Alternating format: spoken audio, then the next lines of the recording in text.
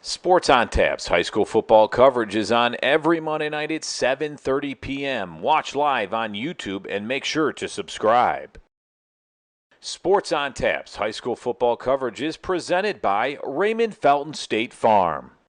Have you compared insurance rates lately? Are you satisfied with your current insurance provider? If not, look no further than Ray Felton State Farm, a proud sponsor of Sports on Tap. For a free quote, call his office at 234-284-2996 or visit him online at rayfelton.com. Whether you're hosting a corporate event, wedding, conference, concert, or any other special gathering, our comprehensive range of services will exceed your expectations and elevate your event to new heights. RRT Productions. We shoot, we edit, you win. Visit our website at www.rrt-productions.com. We've got the experience, the passion, and the beach to make your event a smash hit. Whether it's a romantic wedding, a lively sports venue, or a rocking high school dance, Troutland Entertainment has you covered. Contact them at 330-414-4261 or email them at troutlandent@gmail.com. That's troutlandent@gmail.com. It's all about the deal at Brunswick Auto Mart. Save big this month with deals like this. Don't miss the Make This the Summer event and lease a new 2025 Ram 1500 Night Edition Crew Cab 4x4 with heated side mirrors, parking sensors, backup cam, Apple CarPlay, and lane departure warning for just $319 a month. Brunswick Auto Mart. Car buying made truly simple.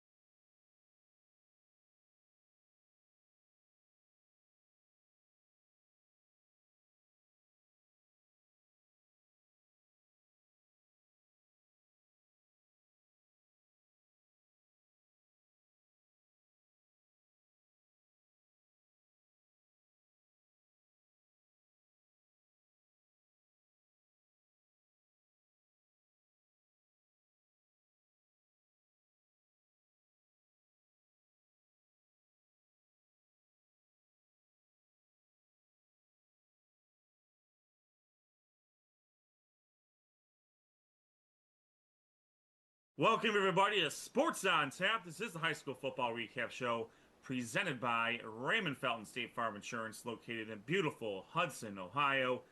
Check him out at www.rayfelton.com. Get a quote on your home, life, auto insurance, amongst many other products that Ray offers at his at State Farm Insurance. Again, in beautiful Hudson, Ohio. Got to hear about him and all of our other tremendous sponsors before the show. We're going to take a break at some point in the show to give ourselves a breath. So go through our sponsors, and then again, once again, after the show is over. You're watching us live on the YouTube channel. Like, subscribe, get the notifications when we're about to go live on the air. Follow us on Twitter/X at SOT Podcast to get the live updates for the games that we cover, amongst all the other information that we put out on our website, which is sportsontappodcast.com. We're also on Facebook, Sports on Tap. Make sure you like us and follow us there as well. We are on Threads at SOT_podcasts, and we're also on Spotify on top of that. For any comments, questions, concerns, suggestions, pronunciations, send us a note at sportsontappodcast@gmail.com. My name is Ed Dick, alongside Rob Stroutman, Noah Jacobson, Sean Duffy. Josh Jeffy had a late night assignment, very, very important thing he had to take care of. So he's taking care of that. So as we normally do, we'll pick him up. And he had a heck of a game. He had a heck of a game to cover out in Wadsworth, so we'll talk about that. We had live updates from Avon versus Wadsworth, from Buckeye versus Rocky River, and from Highland and North Ridgeville. So we'll go over those. We have a really, really packed show tonight, though. We have not one, not two, not three, 4 guests are on our show tonight. Starting at 8 o'clock, we'll be joined by Justen Hodge, wide receiver from Menor, Ryan Taylor, quarterback from Rocky River, Lucas Gerding from Highland, and Avon's Quiante Smith. Those are all in 15-minute increments. So 8, 8:15, 8:30, 8:45. We'll try to fit a break in between there, but this is live podcasting, so we'll see how it goes when it comes to that. So we got a lot to get to before we get to the interviews. So we will be going through Division I, Region 1, Division 2, Region 5, Division 2, Region 6, and Division 3, Region 10. So without further ado, let's get to the recaps so we can spend a little bit of time on the feature games that we had this week. So for Division 1, Region 1, Noah has the team left in there from our coverage area, so he's going to go through Division 1, Region 1. Noah, take it away. All right, thank you, Ed. And we'll first start off with the number 1 seed, St. Edward Eagles, beating the number 4 seed, Toledo Whitmer, 38-6 in this game to advance to the regional finals. And then a great game in Division 1, Region 1, between the number 2 seed, Menor Cardinals, taking on the number 3 seed, McKinley Bulldogs, in what was a rematch last year. And this was a back-and-forth affair, guys, until Brogan Jones found Justen Hodge, who we'll have on the show coming up in a little bit, found Justen Hodge for a touchdown pass with 20 seconds left to go in the game, down 24-23. They go for the 2-point conversion, and it was Brogan Jones who sets them up for the 2-point conversion for the win, and it set up linebacker Carson Wilk for a game-winning interception, and Menor somehow, in a back-and-forth affair between Cam and Kelly, beats them 25-24 in an epic clash between these two teams. Quarterback Brogan Jones was 15-24 for 137 yards and 2 touchdowns in this game. Justen Hodge and Phelan Harold each caught 5 heads for 65 yards and a touchdown, with both receivers doing all their damage in the second half in this game. Linebacker Carson Wilk had a team-high 14 tackles, 2 TFLs, and he came up with a game-clinching interception. Running back Jackson Farley was out in this game against Cam McKinley due to an injury, so they needed a big bounce-back win for Jackson Farley as he hopes to recover for a big Division I, Region 1 game that's coming up in this week. But what a win for Menor, 25-24, and a back-and-forth affair between these two teams. No, absolutely, Noah. Menor really showing some, showing that championship medal, especially down their all-world running back, Jackson Farley. Yeah, definitely. And I feel like Coach Gray's been preaching on like a next man up mentality. And Brogan Jones, what a game that he had. Found the 2-point conversion for the win and found Justen Hodge for the game tying touchdown at the time. And then he set up the 2-point conversion for the win. So what a big win for Coach Matt Gray and his team without their star running back, Jackson Farley. What a great game for Brogan Jones that really sets the Cardinals up for a really Division I, Region 1 championship game coming up in a little bit. And we'll talk to Justen Hodge about that, about the game here in a few minutes, in about 24 minutes from now. Coach Gray likes to talk about, complementary football, defense, offense, but even on the offensive side, it's been a lot of running-based attack because you have a tremendous running back in Jackson Farley. You can't forget about how good they are at developing quarterbacks and being able to go aerial if the running game is not at 100%. Yeah, definitely. And Brogan Jones had a great game as well. We didn't know coming into the season who was going to replace Scotty Flax at quarterback. And Brogan Jones has really done a great job so far as a junior quarterback, just continue to keep getting better each week. And what a great night that he had against Kim McKinley, which now sets up for a big game for him in the regional finals, going up against the number 1 seed St. Edward Eagles, and a big game for him and the Cardinals coming up this week. Oh, absolutely, absolutely. So Noah, great job, and Menor and the Greater Cleveland Conference continues on in their playoff march, going to the regional finals. All right, let's shift over to Division II, Region 5, and with Josh not being with Josh out on assignment, he had the count on this one, so I'll help him out a little bit here because he does have a team here. In the 2-3 seed, number 2 Walsh Jesuit, the Warriors taking on the Austintown Fitch Falcons, number 3 seed, and Walsh doubles up Austintown Fitch by a count of 42-21. And Walsh Jesuit just keeping that train rolling, and that's a good victory over a really, really good Austintown Fitch squad. Number 1 Hoban took on number 5 from the Suburban League Natty, the Hudson Explorers. And as the score indicates, this one was all Hoban. Hoban was led by Jance Henry, 106 yards and a touchdown. Brayton Feister, 66 yards, 2 touchdowns on the ground. Now, Brayton Feister is just as good defensively, if not better, as he is offensively, and he's only a junior. Hoban was up 35-3 at the half, triggered the running clock, and then unfortunately for the Explorers, they could not answer the bell. Hudson only managed 12 yards on the ground, 77 in the air. Just an absolute suffocating defensive effort by Hoban. But for the Hudson Explorers, another regional semifinal appearance. Unfortunately, another loss to the likes of a Hoban.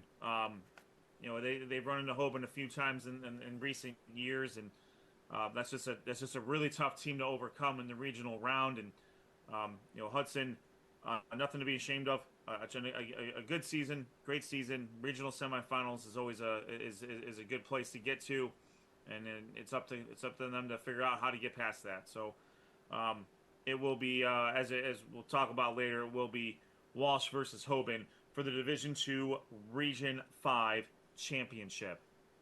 All right, let's shift over to Division II Region 6, and boy, we had some games here that were pretty solid. So let's start first with Highland and North Ridgeville, and a game was played, as we like to say here. Yeah, that's right. It was played. It was contested. They kicked the ball off. They flipped the coin. They did all the requirements of a football game. And the thing I want to say out here was Highland made a statement in this game, and it was they will not allow people to score on them. The most you're going to get is maybe a field goal, but guess what? If you're trading field goals for touchdowns, you're not in any sort of way going to beat this team.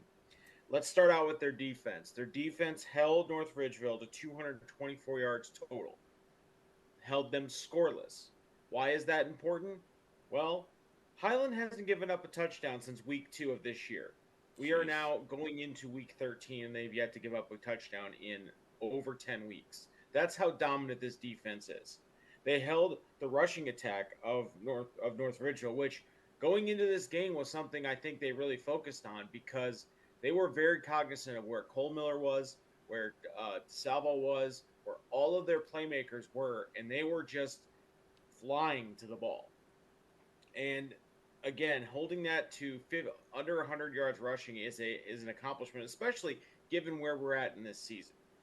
We are at the regional semifinals, and Highlands defense made it a long, long night for North Ridgeville as they get the 48-0 victory. Where did those points come from?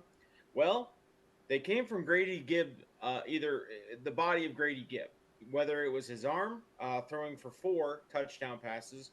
2 of those touchdown passes were to Lucas Gerding, who we will talk to tonight on the show.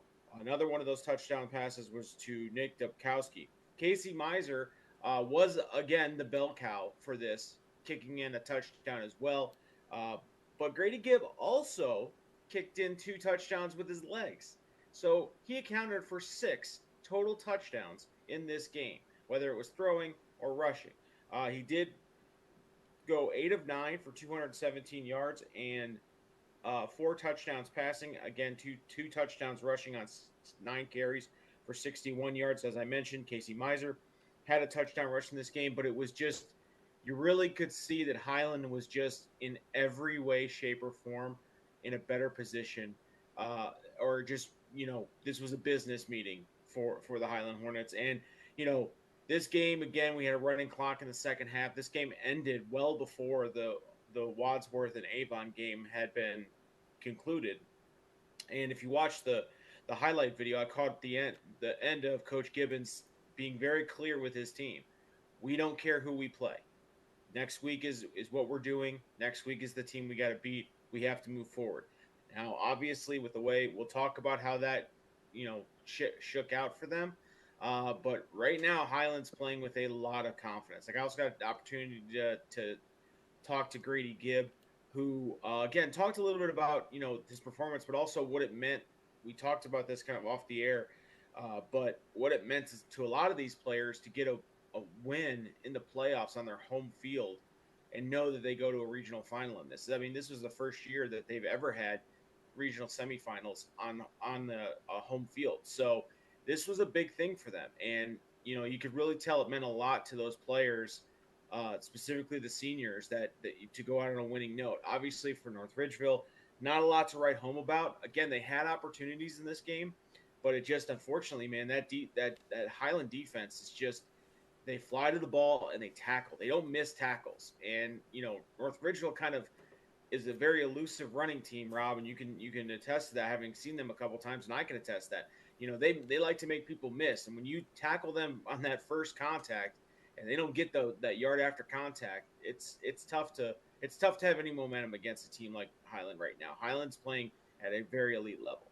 Well, yeah, and I'm watching the highlight video that you can go to our YouTube page. Sean did a great job on this highlight video with Highland and North Ridgeville, and I mean, you could see Cole Miller, who, I mean, just successful passing and running. I mean, he's the center of the offense. Their defense just made him uncomfortable. You could tell North Ridgeville adjusted and had to get the ball out quick because he was scrambling all over the place and not a lot of holes to run in. As Highland's defense, they just get there so quick. It looks like there's a huge hole, and they cover it up pretty quick. So they did a nice job on a good North Ridgeville team who keeps improving every year.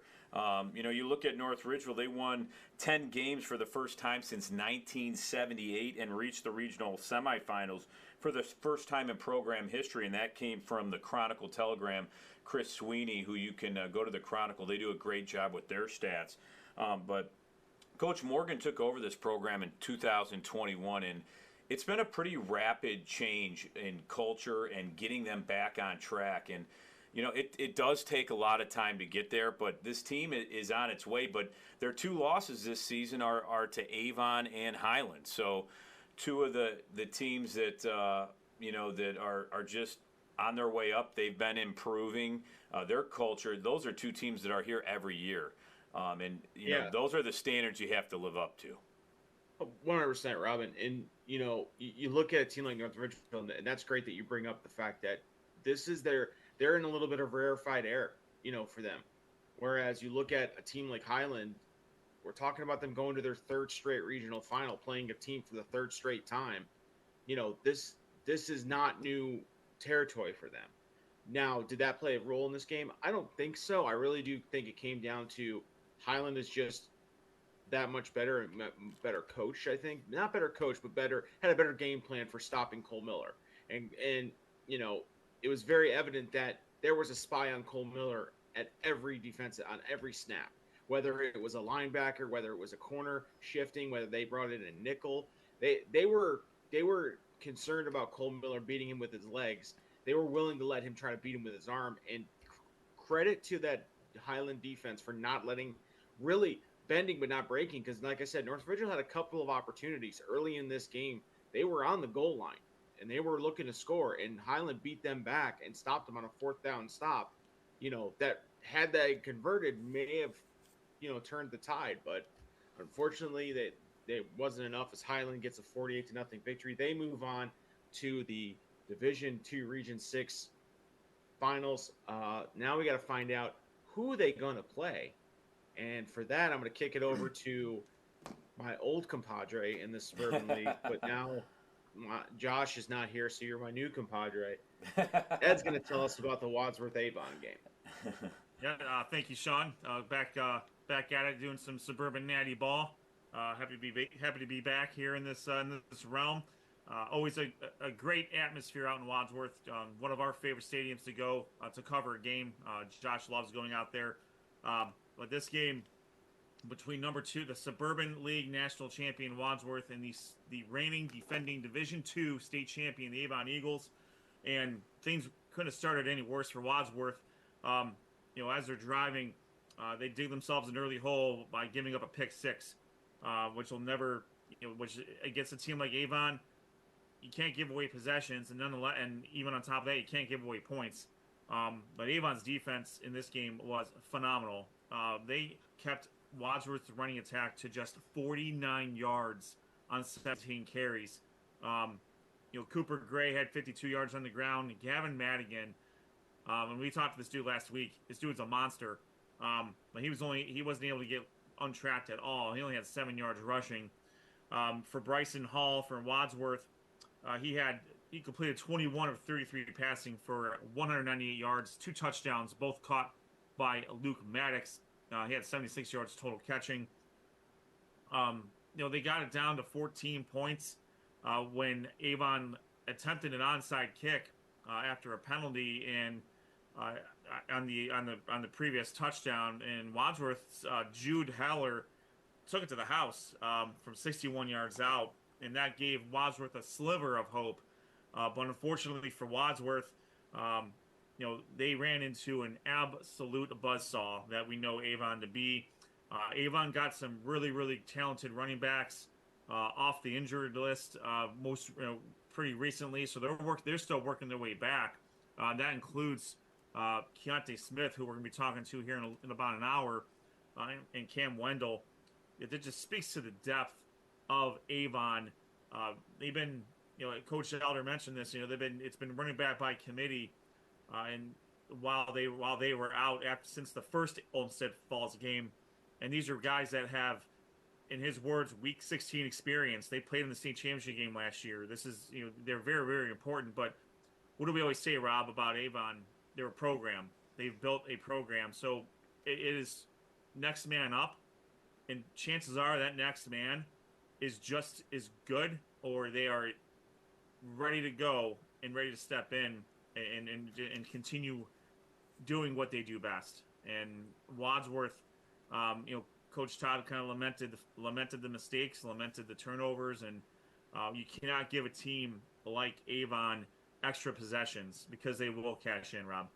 Yeah, and I think with Avon, they finally got Cam Wendell and Quiante Smith back in the first playoff game against Olmsted Falls, and they're starting to get they're on the right track because Quiante Smith, he had 108 yards and 3 touchdowns in this game, and they're starting to get all their weapons back. And I mean, they can pass, they can run the ball, they have depth, and I think that's what makes them so dangerous in this game is they just have so many players that add that depth. I mean, they have guys that can make plays all over the field. Wadsworth is a really solid team, and Avon's defense, give credit to them because they have played really well all season long.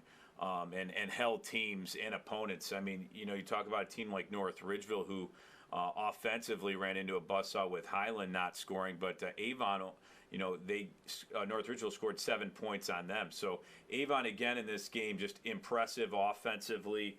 Cam Wendell, he had 48 yards and a touchdown in this game, and Wadsworth, I mean, they were averaging 45.8 points a game. I mean, that's pretty impressive, and Avon's defense, holding them in this game it says a lot about Avon's defense, and they're just well coached, and fundamentally Avon doesn't make a lot of mistakes. So if you make mistakes, they'll make you pay. You got to almost be perfect to beat a team like Avon. You do, and Coach Todd knows that. And Bryson Hall, he's a sophomore, so he's got 2 looks at Avon now as an underclassman. So from what we know about Hall, as after talking to him a few weeks ago, he's extremely self-motivated. He's a leader, and I have no doubt that they're going to do everything they can to put themselves in the position to be able to get back to where they were. I mean, hosting a regional semifinal game, that's where you want to be. When you win your conference, now you get a bye. You get a chance to host a game or two in the playoffs. If you had told Coach Todd that you would have all that on the table, that's about the best you can do. Now it's just about executing, and you have to play high-level opponents to get there, and that includes the defending Division II state champion Avon Eagles. So we'll talk a little bit more with Quiante Smith here in about 50 minutes about his recovery and how how he felt about the game against Wadsworth and amongst other things. So I thank Josh for going out there covering that, and congratulations to Avon and Highland. They're going to be doing they're going to be doing battle here in a little bit, and we'll get to that game in a while. All right, let's shift over to Division III, Region 10. Rob was at the game that we're talking about here, but on the other side of the bracket, number 2, Wapakoneta hosted number 6, Toledo Central Catholic.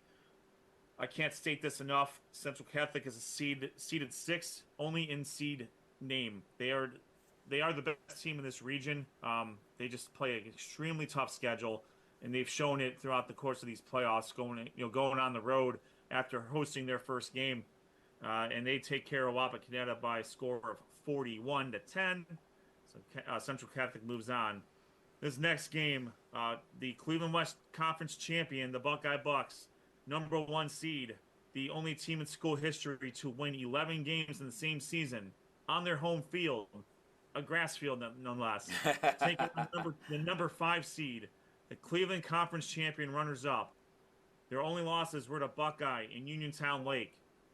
They won 2 playoff games up to this point, and they were chomping at the bit to get this one. And Rob, boy, was this a fun game just to follow from your text messages, let alone your updates. Oh man, this was one of the craziest games, and I mean the environment alone was a playoff environment. And I know Sean went to the game later in the season when it was the conference championship on the line, and I asked a lot of the coaches and stuff, and they said that the atmosphere seemed a little bit crazier for the playoffs here. And really, Buckeye, Turner Delata did a great job scoring the first touchdown. I mean, he ran over a defender into the end zone and had a big score there to get them on the board. It was a back-and-forth affair this entire game. I mean, you want to talk about an offensive display. Defense was optional in this game. There were some big defensive plays, especially in the end of the game, to close it out. But both of these teams, I mean, they're just so talented. Ryan Taylor, this is a guy, he reminded me a little bit of Kyler Murray, but probably throws a better ball, actually, than he does. And Rocky River has weapons all over the field with Tristan Hughes. Robin Kretler for the Buckeye Bucks. This is a guy that had 119 yards rushing in this game, scoring a touchdown. Like I said, it was a back-and-forth affair. It was 14-7 Buckeye at one point, and then Rocky River got the ball back. They went right down the field. It continued to go back and forth. Rocky River before half did get a little bit of a lead here, thanks to Ryan Taylor's running ability. You want to talk about a game. This guy came to play in the playoffs, and I'm interested to see how he's going to do against Toledo Central Catholic here. But this kid just makes plays. 183 yards on the ground and 3 touchdowns. 301 yards passing in 3 touchdowns. After half, though, he did have a pick 6, and I was interested to see how he would come back from this, because Buckeye, after half, actually scored a touchdown, and then the pick six tied the game. So they went back and forth, and they tied the game. I think it was at 35, and the crowd was going insane here. You know, obviously at Buckeye, it's a great atmosphere. Everybody's right on top of the field. They got right back into it. And what did Rocky River and Ryan Taylor do? They went right back down the field and scored a touchdown. And I talked to Coach Wells after the game, and I said, how big of a response was that after the touchdown? And he said that was huge because momentum seemed to be shifting in Buckeye's favor. And Rocky River and Ryan Taylor led that team down the field. I mean, like I said, with Tristan Hughes making big plays. Let's not forget also about Danny Berg. This is a guy you got to watch out for. You know, everybody's focused on Tristan Hughes. He's going to Syracuse. He's getting college offers all over the place. Danny Berg, 10 catches, 154 yards, and a touchdown.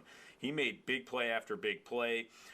Tristan Hughes has 6 catches, 119 yards. He also had a touchdown. Rowan Kennedy and Jerry DeSalvo also had touchdowns for Rocky River. Turner Delata for Buckeye, he had a great game. I mean, he threw the ball 20 times, 198 yards and a touchdown, and he did look the part. Sometimes he did hold on to the ball a little too much and decided to run a little too late where he lost some yardage, but he had a really good game, and it was back and forth. Really, either team could have won here. And Ed, I mean, you've seen these teams all year. I mean, two of the most talented teams in the CWC, and another display that I think this is starting a pretty nice rivalry in the CWC, to be honest. I mean, this is a game you have to go see if these two teams are playing. But Buckeye ended up falling. They had one last chance, a minute 18 left in the fourth quarter. Turner Delata had a chance to lead his team down the field. I think they got to midfield. He threw an interception to Rocky River, and that closed out the game. But overall, just an exciting game. I want to thank Buckeye for having me there, and always great to cover both these teams in a very exciting game. Yeah, thanks for going out there, Rob. That was, you said it all perfectly there. I mean, these two teams have been battling it since Buckeye, left their previous conference to merge to join the Great Lakes Conference. They had some battles even in the regular season and for that Great Lakes Conference championship before the CWC became what it is. And I agree with you. Circle this game on your calendars every single year as long as it is being played because this is a highly entertaining game. In the regular season, the stakes are high, and in this game, the stakes could not have gotten any higher. And Rocky River pulls away with a 48-41 victory.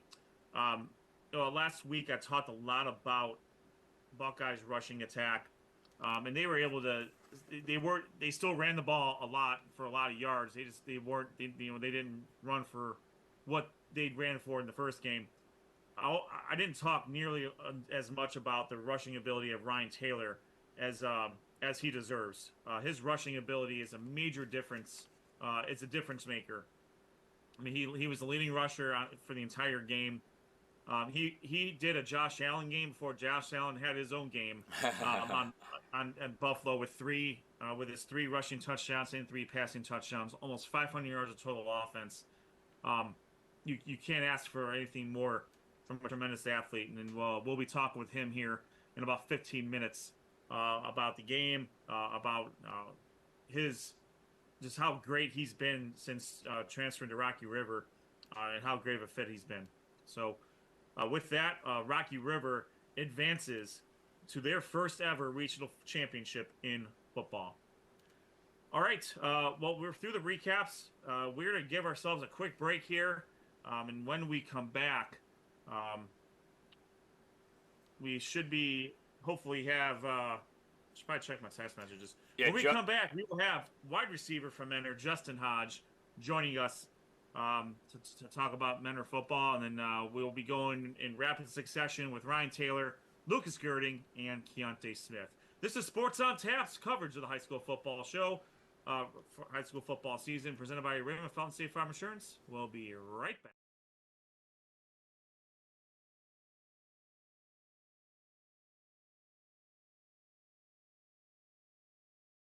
Sports on Tap's high school football coverage is on every Monday night at 7:30 p.m. Watch live on YouTube and make sure to subscribe. Sports on Tap's high school football coverage is presented by Raymond Felton State Farm. Have you compared insurance rates lately? Are you satisfied with your current insurance provider? If not, look no further than Ray Felton State Farm, a proud sponsor of Sports on Tap. For a free quote, call his office at 234-284-2996 or visit him online at rayfelton.com. Whether you're hosting a corporate event, wedding, conference, concert, or any other special gathering, our comprehensive range of services will exceed your expectations and elevate your event to new heights. RRT Productions. We shoot, we edit, you win. Visit our website at www.rrt-productions.com. We've got the experience, the passion, and the beach to make your event a smash hit. Whether it's a romantic wedding, a lively sports venue, or a rocking high school dance, Troutland Entertainment has you covered.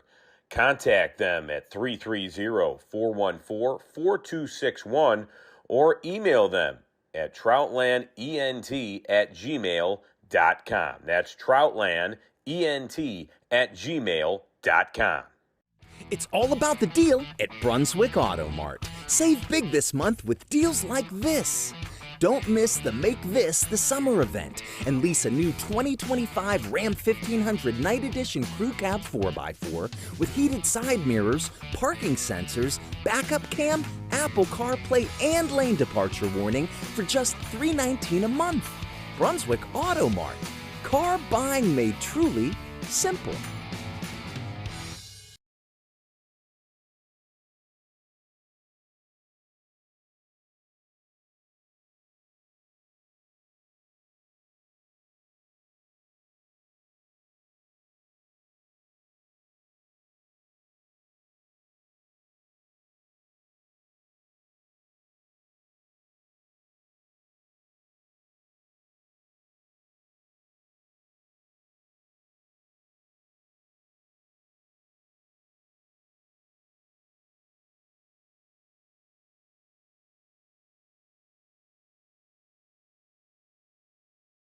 Sports on Tap. This is our high school football recap show for the regional semifinals. We got a lot to get to here tonight. We just went through the recaps of Division I, Region 1, Division 2, Region 5, Division 2, Region 6, and Division 3, Region 10. We have 3 more interviews coming up a little bit later, but for now, we are joined by wide receiver from the Mentor Cardinals, a sensational comeback against Canton McKinley. We're joined by Justen Hodge from Mentor. Justen, thanks for taking the time to join us tonight. How you doing? Yes, sir. Thanks for having me. We really appreciate you guys covering our games and things like that. And just, for the past, 2 years, it's been awesome, having you guys, record our games and interview a couple of our players. So it's been awesome. Thank you. Hey, it's an easy team. It's an easy team to follow, and you guys are fantastic. And you guys really showed your mettle here in this game against Canton McKinley. So, first off, take us through that last drive. Down, needing to score to at least tie, if not take the lead. Talk about that. Talk about what happened before what you guys were talking about before the drive, and maybe how you guys were able to overcome what McKinley was throwing at you over the course of the game. Yeah, it started with our quarterback. He had great poise throughout that game. I feel like none of our guys' heads dropped. We went down a few times, but we still knew that we were going to come out on top. So we just kept our head up. Our defense walked off the field after that touchdown, and I told them, I was like, "We got you guys. We got you guys." I went to Coach Gray. I told him, "We got you." So came out there. Special teams made a great play, got us to about midfield, and from there we just had to do our thing. Brogan made a great play, running down, and just things like that. He had great poise. He never gets too high, never gets too low, and I really appreciate that out of him. So, yeah, just going there, and then Coach Gray calling the right plays for us to win the game was just great, and it was an all-around great moment for us. Justen, thank you so much for taking the time and joining us tonight. Congratulations on the win against Cam McKinley.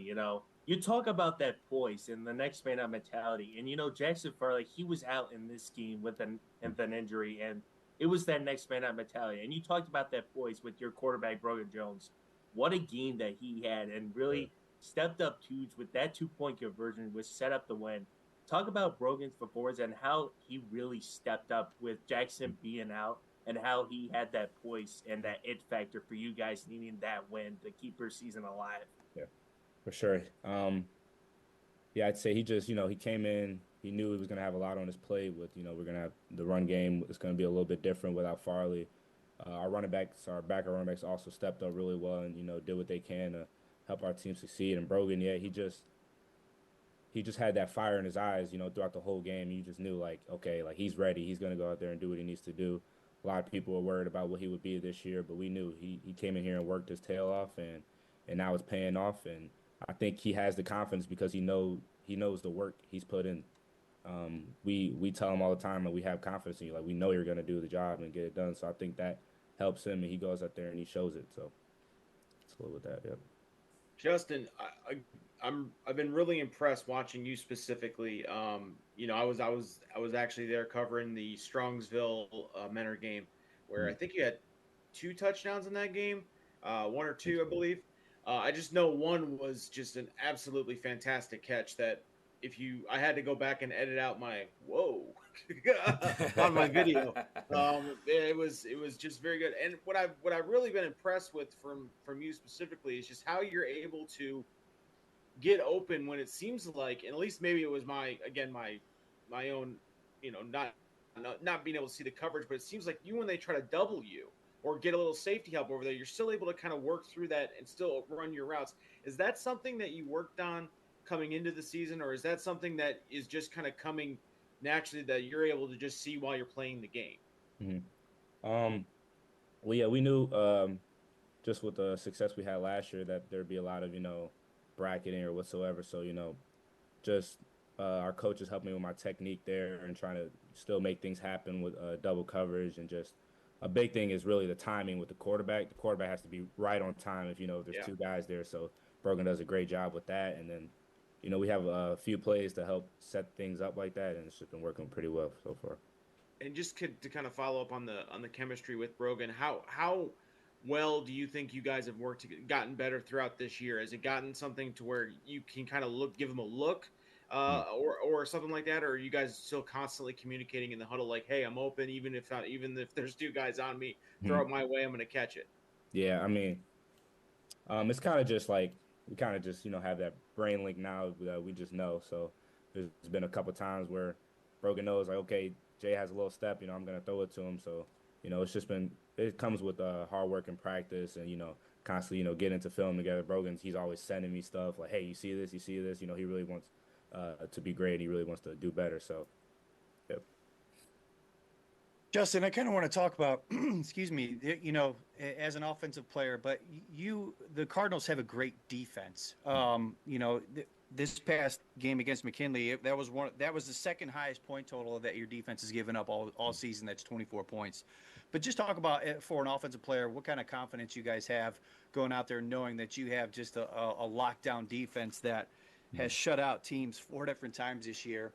And has only given up, 7 points a couple games as well. Yeah. Yeah, it's great. You could see it from practice. These guys, they come in, they're all riled up, they're loud, they're, what I'm saying, they're tough, so it's just great knowing that, they got our back. If, something doesn't go our way, those guys are going to have our back. We got a bunch of playmakers, and they're physical and tough, and they all rally to the ball. So it's great knowing that those guys have our back. And, we have to do better just, playing complementary football with them, limiting turnovers. Because, a lot of points that came from Friday night were almost given to them by the offense. So we're just going to work on being better there. Yeah, and Justen, a great game again this past Friday where you had obviously the biggest catch of the game. You guys were down in this game. What was it like? What was Coach Gray kind of relying on you, or what was that moment like when you had to make that big catch in the game to get the win? Because, I mean, it was a close game overall, and it seemed like, it could go either way, but it seemed like your confidence was pretty impressive just to continually get that catch and get the win. Yeah, I know. Coach Gray always says, he has a bunch of confidence in me. He told us before the drive, he's like, because we went for 2 that drive. He told us, he's like, when we score, you know, we're going to go for 2 here. So just hearing that, we knew he had all the confidence in the world in us. And, you know, there was no problem going out there and, you know, trying to make it happen. We also live for moments like that. Like, those are, you know, great moments. They're exciting. It's fun. Like, we want to be in games like that. We want to go out there and, you know, have a little thriller. So it was awesome. You know, Justen, you guys got another big game coming up. This is the 3rd time in the last 4 years that you guys get to see St. Edward's in the regional finals. I got 2 questions on this game. Number 1, what are some of the things that you guys have learned from last year's regional final and the 13-7 loss? And then number 2, without giving too much away, what are some of the things that you've seen from Edge so far as you are looking forward to see these guys once again in the regional finals? Yeah, okay. So last year I said we had a little adversity with, you know, weather and things like that. And we got to be able to play through that. Like, you know, it's been harped on since the beginning of our offseason. We started in January. You know, we got to be able to play throughout any, you know, climate, weather, anything. So we got to come out there and just do our job no matter what the circumstance is. And that's kind of what we talk about all the time here at Mentor. And then St. Ed's, you know, they have a bunch of talent like always. You just want to limit big plays and just, you know, try to keep the ball in our hand and just, you know, do what we have to do. We just have to execute better and limit turnovers and eliminating the turnovers. And if we win the turnover battle, you know, that helps a lot. So just doing that. Justen, I was at that game last year, and that was by far the worst weather game that I've ever been. I can't imagine trying to catch football, trying to hold on to the football. And there was not much that you guys could do about that. I was literally waterlogged for 3 days after that game. But I mean, that was a tough game, no matter what. Playing a team like yourself and playing a team like Ed's is hard enough. It's challenging enough. But when you got the weather, it's a tough role. But that's good that you guys thought about that. In my opinion, it's good that you guys keep that in mind. That, you know, you're going to have to face those kind of things. Hopefully on Friday though, because I'm going to be at that game again. Spoiler. Hopefully the weather's going to be a little bit nicer. Yeah. Hopefully it won't get you all wet there again. So. Yeah, we have one more question for you, Justen. We get you out of here. You know, the last few years, between last year's run, this year's run now, you've played almost an entire another season just in playoff games and playoff practices. How important is it for you, your fellow underclassmen in the program, to get those extra reps and get those extra practices over the course of the season, over the course of the postseason? Yeah, I think it definitely helps. Just, you know, fine tuning the things we need to do, you know, while also keeping us fresh and keeping us healthy. That's the one thing we really take pride into. And just for those, you know, those young guys next year, you know, it helps when you get a bunch of playoff games and a bunch of playoff practices. You know, that'll help you going into next year. So I think that's really important. And I think, you know, we're out there still at practice trying to compete and, you know, practice at a high levels. And I think it's going really well. Tremendous. Justen, great job. Heck of a season up to this point. And, you know, we're since you're going against a team that's not in our coverage area, we're rooting for you guys. So good luck to Mentor this week against St. Ed's, and have a great game. All right, thank you. Thanks, Justen. Thanks, Justen. Good luck. Good luck, Thank you. All right, that is Justen Hodge, receiver from Mentor. A huge game, a huge touchdown at the end of the game to set up the game-winning 2-point conversion, and Coach Gray. They get another crack at St. Ed's, and again, hopefully, as Josh mentioned, the weather hopefully will be slightly better than it was last year, and that's a very low bar to clear given the downpour. It was awful. That was man. Terrible last game. Year. I don't think you can understate that. I know, and Justen gave the perfect answer. It was, you know, you just got to play through it, but as much of a that is as much of a equalizer as there is, especially with, you know, Jackson Farley was great last year. He's been even better this year. But when you have a quarterback that's going to West Virginia and you can't use him the way that you intended on, that makes a big difference there. So, but good luck to the Mentor Cardinals this week against St. Ed's. All right, we are shifting over to another a tremendous quarterback. Had one of the best games you'll see all season. I mentioned this earlier. He had the Josh Allen game before Josh Allen had the Josh Allen game this week. He was on fire.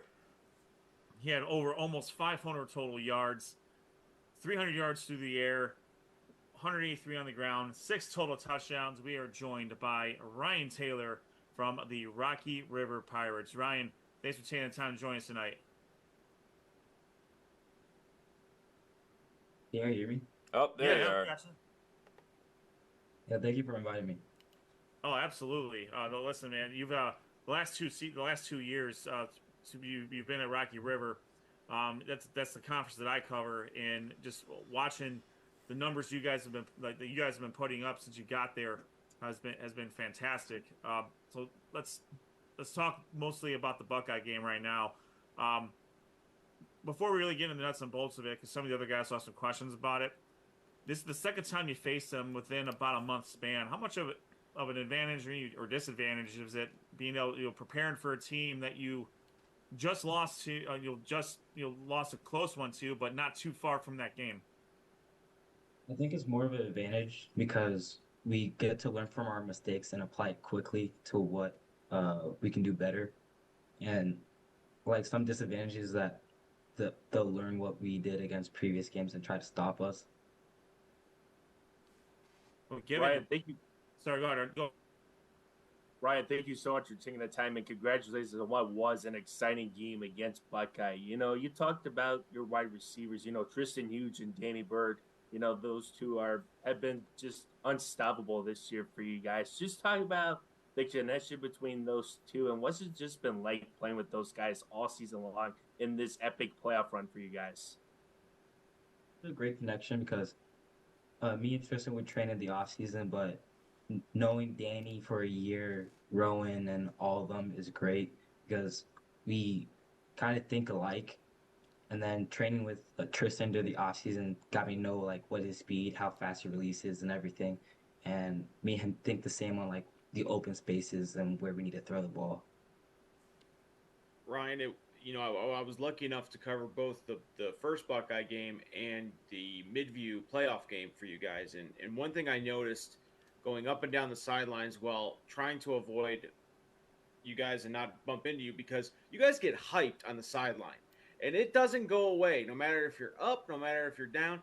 But I also noticed that you get pretty hyped up when you're out there on the field, just throwing a pass. Like I've seen you throw a pass to Tristan, and you're celebrating, I think, before he catches it because you know it's a good pass. What kind of is that something that just comes naturally to you, just working with Tristan and your other receivers, or is that something you just are cognizant, like, man, I got to keep the energy up all the time?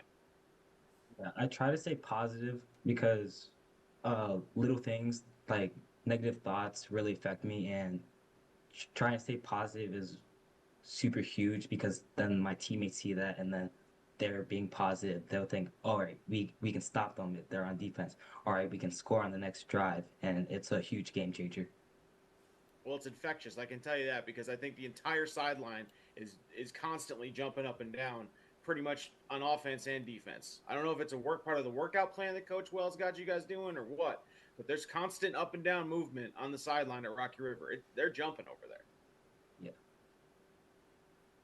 Hey, Ryan, this is kind of the first year where, the higher seeds, you had multiple home games throughout, the first couple rounds. And the first round of the playoffs, you guys hosted Midview, but then you went on the road and you won at Revere and then you won at Buckeye.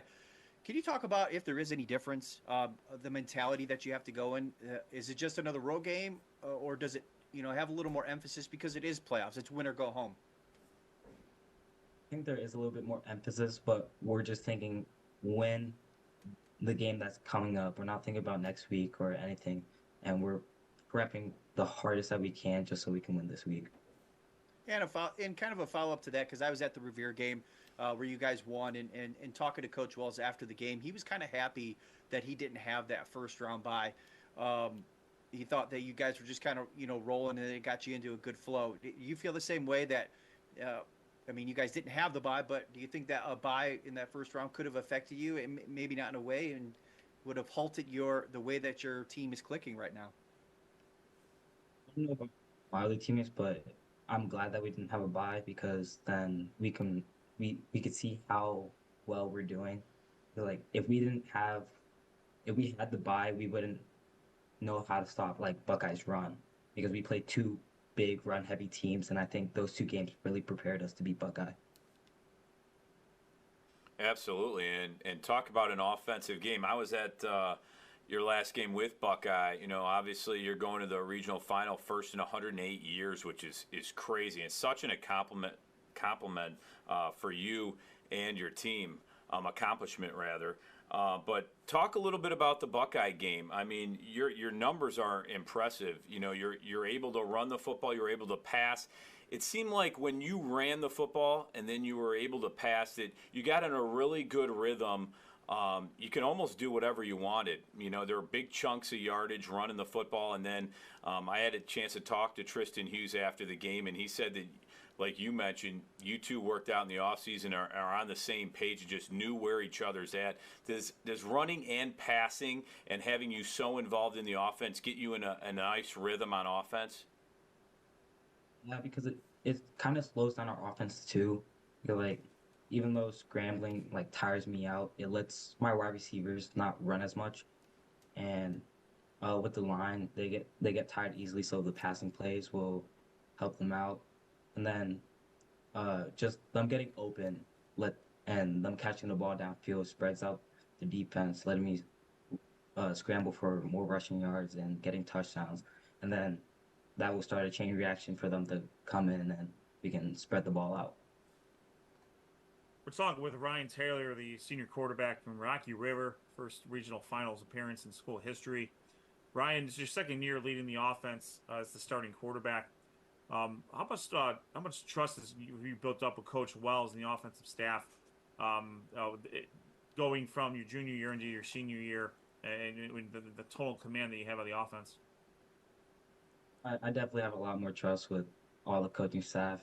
They'll, like, on plays, we'll just call something on the backside, and coach has 100% trust that we're reading it right, and it's right time to do it. Like with one of the plays, it was supposed to be a hitch, but we called a post, and no one was in the middle, and we got huge yards off of it. You know, Ryan, besides talking about your offense, you know, your defense, Michael Wargall, he had a heck of a game in that Buckeye game. He had 11 tackles, including the game-winning interception, which really sealed you guys with a huge win. Just kind of talk about how the defense preparation was going into that Buckeye game, and talk about how Michael had a heck of a game going up against Buckeye. The defense did a great job preparing, especially with the help of our scout team. They're really pushing it with them. It goes back and forth during practice, but you can see how much excitement there is during practice when there's a huge stop, and then in the game it just helps a lot because the whole sideline gets excited, and that goes onto the field for all our linebackers, all our D lines, and when they make mistakes, we don't bring it up to them. We tell them, "Hey, you guys got it next time," and because of that, that huge play helped us a lot to push us forward. And we'll get you on two questions here. First, talk about the offensive line. You know, who's some of the guys that are protecting you? I think it's good to get them some run here. Yeah, so we can start off with the center, Alex Van Meter. He always looks to improve. He always asks me, "Hey, is the snap too high? Is the snap too low? Is the protection good, or is it bad?" And I can always trust that if I have a concern, he'll tell the rest of the line, "Hey, you guys got to do this and do that."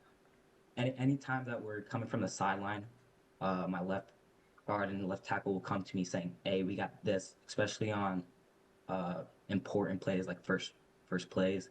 And knowing that, I can fully trust that, hey, they got my back.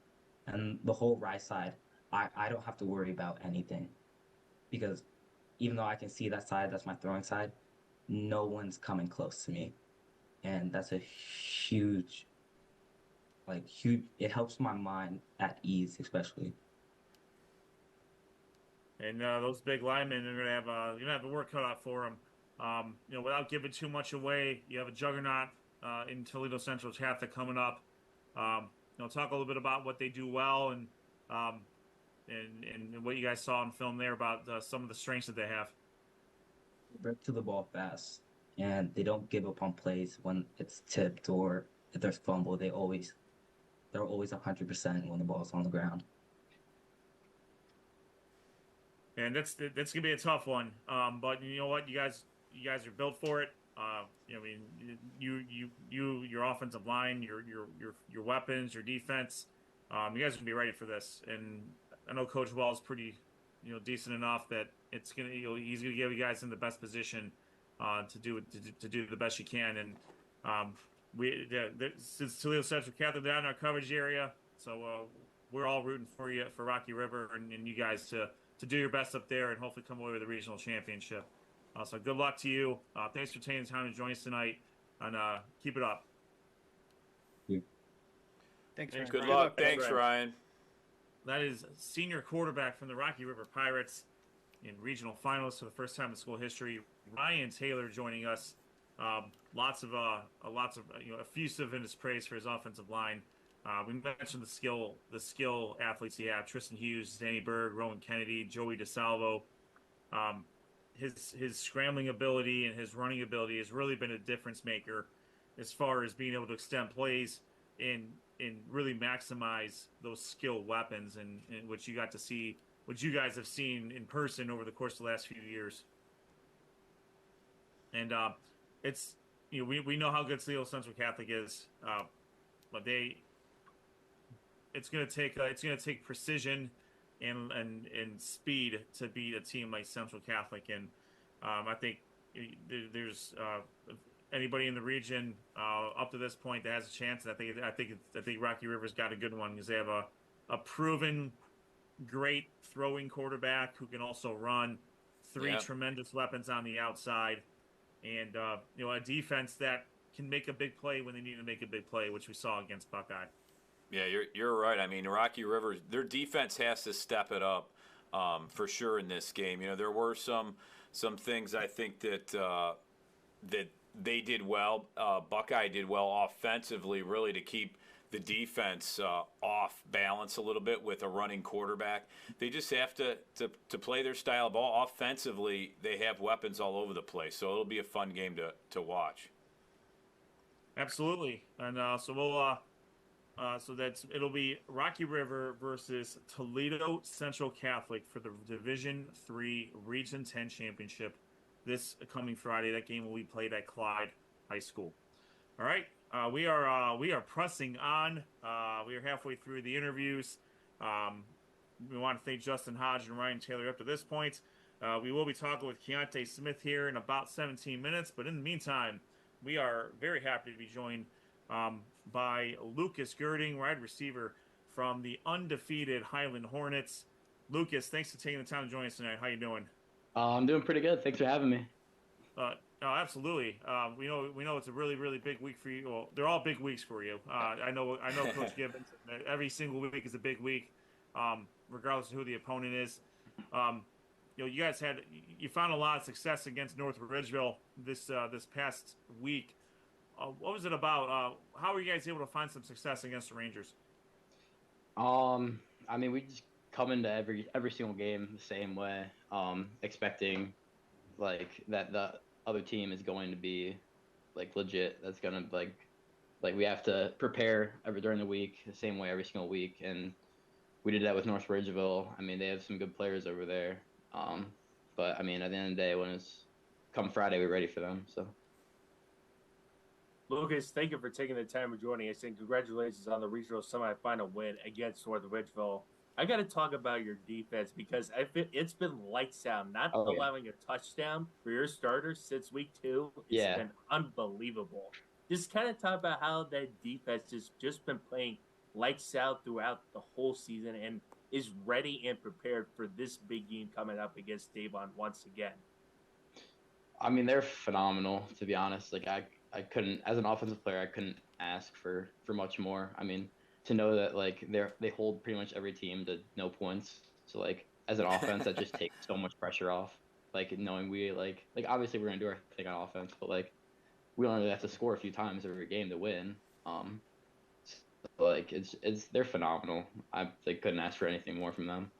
Yeah, I think they're giving up 5.4 points a game, so you have to score 6 points basically to win a game, which is it's kind of a crazy stat to think about. Yeah.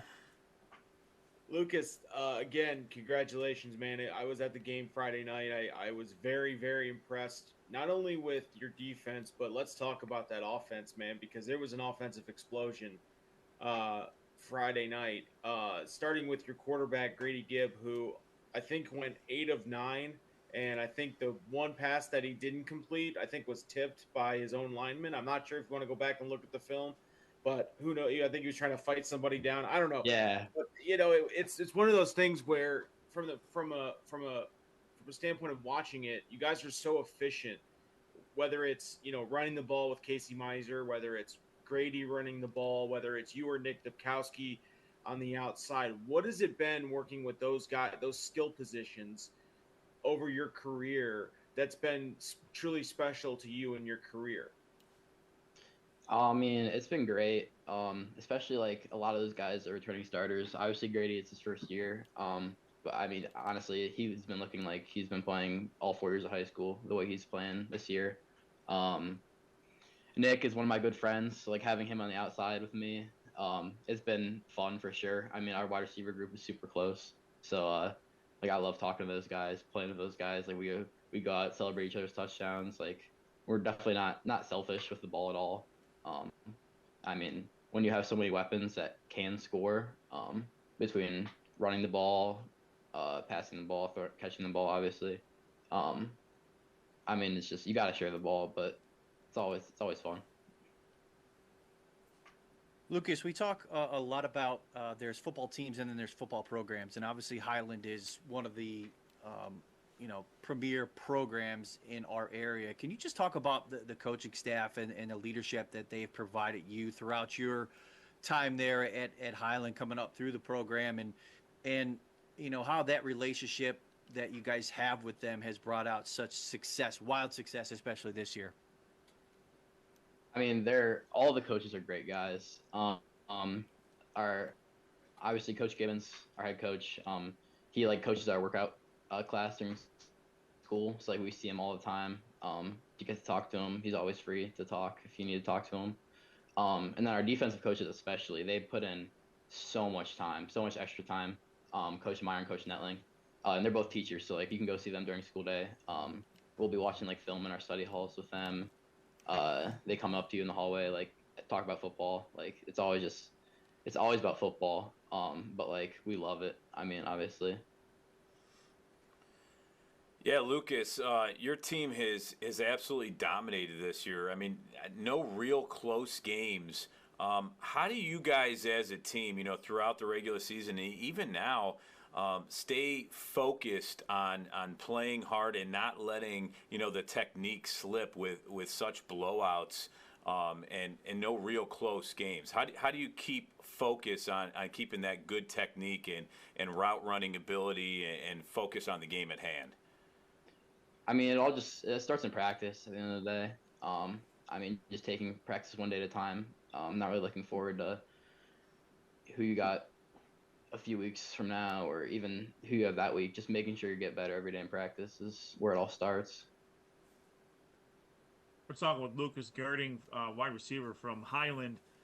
Lucas, over the last three seasons or so, playoff-wise, you guys have made really deep runs.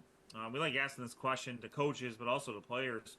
How important is it? How important is it for the program to get those extra practices and extra game reps over the course of a postseason? Because now at this point, since you were a freshman, you're about another full going season with about 15 games in postseason and counting.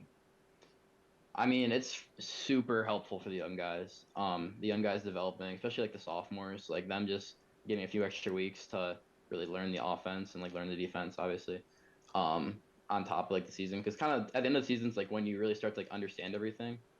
So having like a few more weeks for them to like really learn and everything is super helpful, and that like helps our program in the future to make sure that we always stay consistently good. And then for us, I mean, I think the thing that has helped me with the most is like our program is like super tight. So like playing so many extra games and having so many extra practices with people, like I care like so much about the seniors last year. I mean like the seniors of the previous year, like I got so close with them through those extra games. that like I wouldn't have never been able to even experience if we didn't have them. Lucas, when I spoke to Grady after the game Friday night, I talked a little bit about this, but I wanted to maybe get your thoughts on it. This was the first year where the semifinals for a regional was actually held on your home field, which essentially for a senior is your last game playing on your home turf. How special was it to kind of walk off the turf, walk off the stadium, and with that win, knowing okay. Because we've seen those games where you get that playoff game and then you get shocked, and so you kind of have to. There's that bittersweet. You don't have that as walking off your last game at Highland Hornet Stadium. You guys walk off champions in a pretty dominating fashion in that sense. What was that feeling like for you and maybe some of the guys you talked to going off the stadium Friday night? I mean, it was just crazy, to be honest. Like in past years, obviously the first 2 rounds were held at our home site. So like those games, like it's always fun playing a playoff game at home, but like those games aren't as big as a regional semifinal game. So like being able to go out there and dominate that game like we did, it was just a super fun time. Like we were screaming, we were celebrating, we were jumping around like the entire game. I think our coaches were jumping around. It was sweet. And then afterwards, I mean, it was definitely sad, I guess, to like play your last game at home. But I mean, a group of us seniors like went out on the 50 after everyone left, and we just sat there and talked about the game, talked about like how our season's been, everything. So I mean, it was a super great experience. Well, Lucas, it won't be a long drive for you guys for the regional finals at Brunswick, and what a great sight it will be for the regional finals. And you get to see the Avon Eagles, the defending Division II state champions, the 3rd straight year you see these guys once again. Couple questions for you. Number one, how has the last 2 years really felt for you guys seeing these guys? And then number 2, what are some of the things that you guys have seen from Avon as you guys preparing them to see them for the 3rd straight year once again in this same situation in the regional championship? I mean, obviously losing to Avon the past 2 years has definitely stuck with us coming into this year. I mean, it's fueled us to work harder, especially last year. My sophomore year, I really didn't contribute that much to the team, so it wasn't as important to me. But especially last year, I mean, it's fueled us the entire season. I mean, like, obviously we try to focus on our games in the regular season, but like we've had this circled on our calendar for a while. So we're super excited to get after it. Yeah, and it's going to be a tremendous, as Noah mentioned, a tremendous atmosphere in Brunswick coming up next week or this week. Highland versus Avon. Lucas, thanks again for taking the time to join us tonight. Good luck to you and the Hornets against Avon this coming Friday. Appreciate it. Thank you. Thanks Lucas. Thanks, Lucas. That is wide receiver from the Highland Hornets, Lucas Gerding, joining us, and great hair. The hair is fantastic. We've had a lot of great hair tonight, man. Like it's been a good hair night, I think, so far. Best hair of the night, boys. No, I don't know. Ryan Taylor's hair. I like that. Wait, Noah's doesn't move. His hair does not move no matter what you do. I tried to mess that. Look at that. He's tried to mess it up, and it falls right back into place. I mean, that's impressive. It's been crazy watching Highland this year. And, no doubt. Those of you guys who've covered them in person, but even just looking at the box scores, these guys haven't played in the 4th quarter like at all this year. Yeah. And that is undoubtedly going to change this coming Friday. I would think. So I'm real interested in seeing. I'm speculating. I'm not trying to obviously say anything negative about either team here.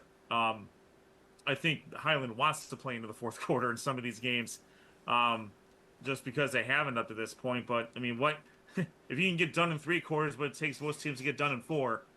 You gotta take that. Well, I think for Highland, one advantage that they have is they get to watch the game film from last week, Avon and Wadsworth, because we've talked about all year. Wadsworth and Highland are very similar teams on their style of offense and kind of especially on the offensive end. So, when it came to Avon, they were kind of changing coverages, in the middle of the play, really kind of confusing Bryson Hall a little bit in that game. I know you guys talked about it a little bit, but Bryson Hall did a pretty decent job, but you could tell that their defense was flying around. Avon's defense was flying around, and the front seven that Avon has, their defensive line, they're able to rotate guys in and out, and they have incredible depth. And the coaches from Roswell were talking about that, so that's definitely going to be a challenge for Highland. I think one that they have not seen yet this year. Yeah, and you hit it on the head there, Ed, a little bit about a team that, if you can do it in 3 quarters, have at it.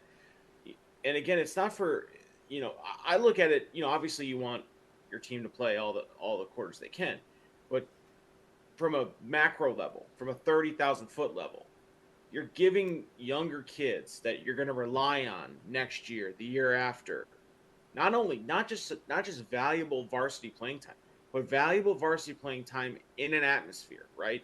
What the playoffs look like, where, we're playing a playoff team, even if you're up by 48 points and you're still getting those reps. Those are what we talk. I mean, it's a big to-do around in Cleveland about the reps, who's getting the reps. These are game reps. They matter. They do matter in this situation. And you can build on that, and it creates that, when we talk about that program building and how you're not rebuilding, you're reloading. And you mentioned it throughout the strain was everybody, every one of the guys we talked to have had almost an entire season in just playoff experience. And that's huge for kids, especially younger kids coming up through these programs. It's insane. And it allows them the ability to get better and have that experience, and not let the lights be too big or too bright, in the moment. And I think we see that with every single one of these teams that we're still talking about right now at this stage, and even the teams that played last week, they have these long, or these really long seasons that are just extra practices and help them get better. So I think it's very beneficial. And speaking of a group that has plenty of playoff experience, there's not many teams that have more than Highland, but this is one of them.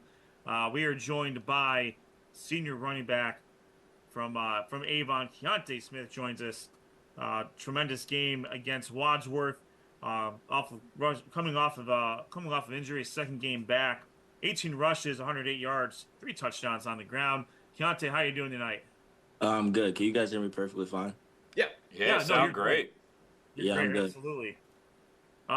Thanks for taking the time to join us tonight. I know for you and Cam, you guys have been battling injuries since the first Olmsted Falls game. Talk about the recovery process there to get you back up to this point, to be competing at a high level in high stakes situations. Yeah, so we got hurt week 5, and we missed half our senior season together. And being both of the starting running backs, it was like kind of hard thinking like, our team, like now our younger running backs got to pick it up and everything. But we kind of took the time out together and just worked on everything together in the weight room, working together. We had both our different legs was messed up, so one of us did the other thing, but we just took time for study film, got stronger with our speed and strength coach, and worked with our team on the sideline. So, Quiante, first off, before I get into my question, love the Ohio State sweatshirt, by the way. I got my Ohio State Cup with me, so I love the sweatshirt and big time Ohio State fan. But no, going back to the football question, congratulations on the great game against Wadsworth. What a game by your defense. Coming in, Bryson Hall coming into that game, he only had 2 interceptions. And you guys know that you were going up against a really good Wadsworth running game in Cooper Gray and Gavin Madigan. And you only limited him to 71 rushing yards. Darrell Benson on the second play of the game had a pick 6. And then Brian Salarski had a third quarter interception. Talk about the preparation for your guys' defense and how dominant they were on Friday night going up against a very good Wadsworth offense loaded with talent. Well, I don't really practice defense anymore, but I know leading up, listening to all the guys, they were ready from hearing stuff from videos, just building up to the game. our coaches bringing the juice, getting us hyped for the game. Our defense and our defensive coach was just ready for the game the whole week. So, I mean, they're just locked in and ready to go.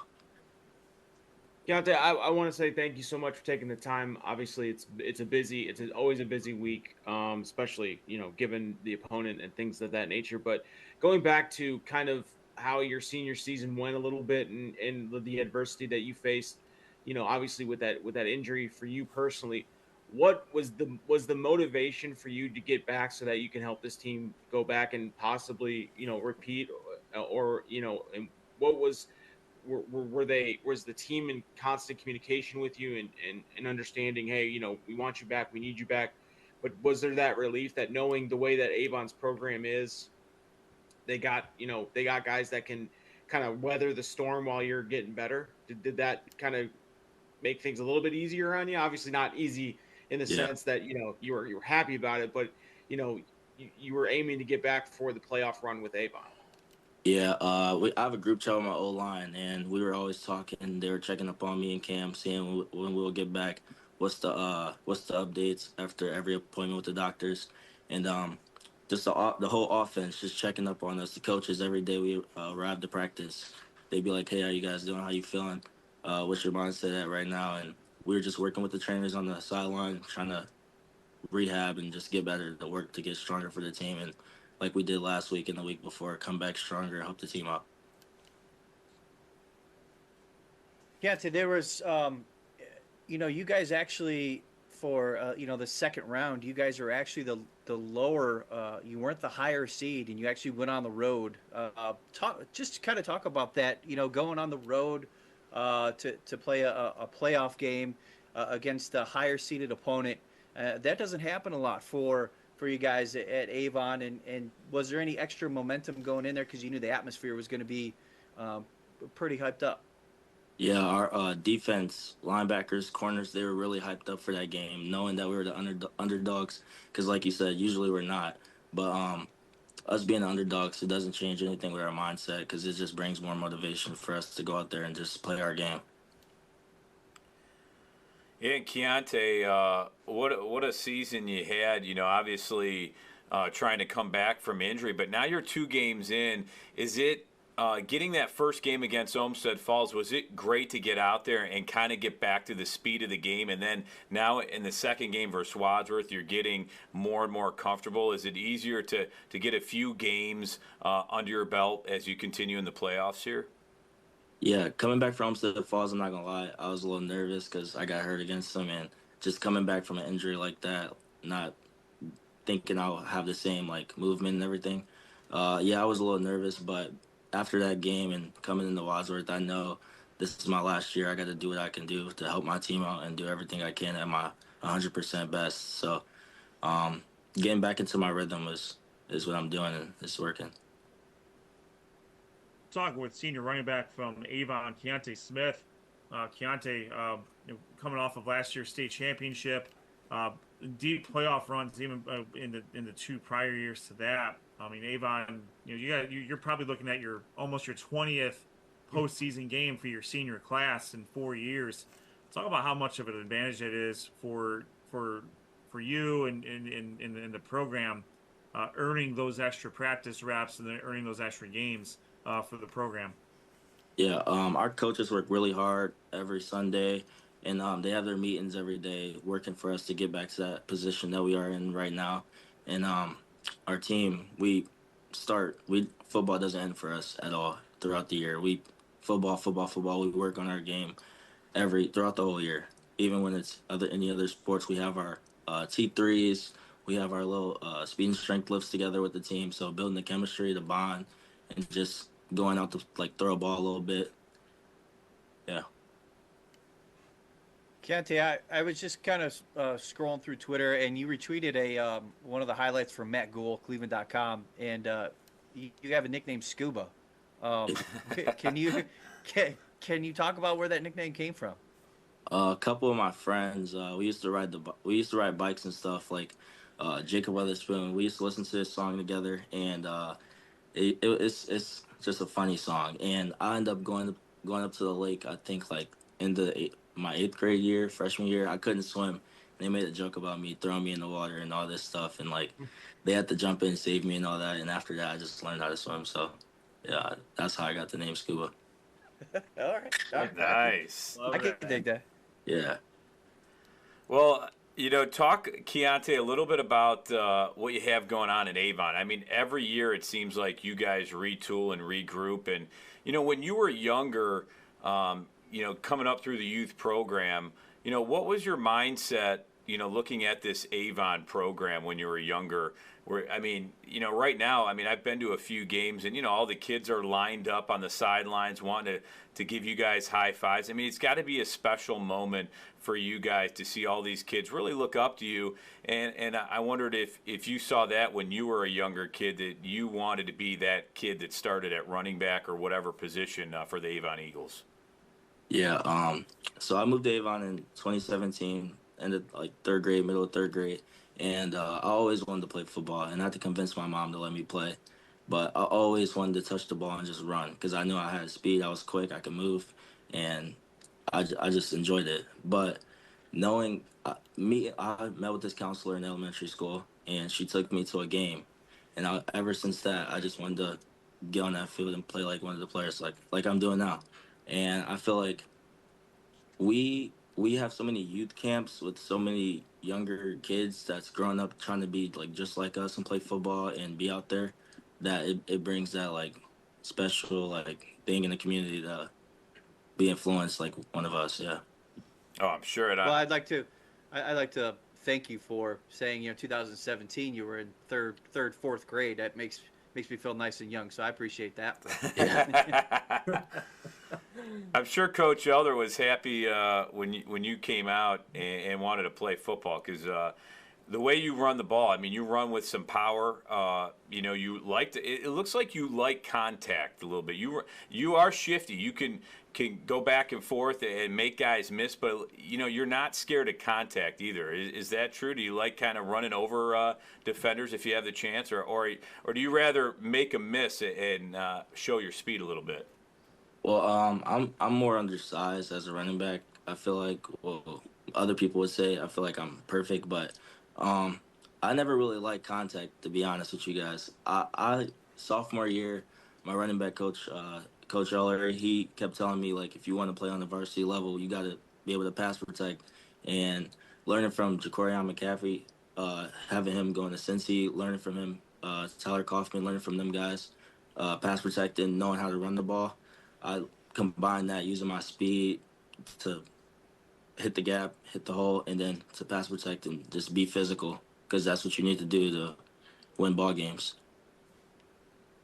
Quiante, you guys got another battle going up against the Highland Hornets for the third straight year. You guys get to meet them in the regional finals, and their defense, they have not allowed a touchdown since week 2.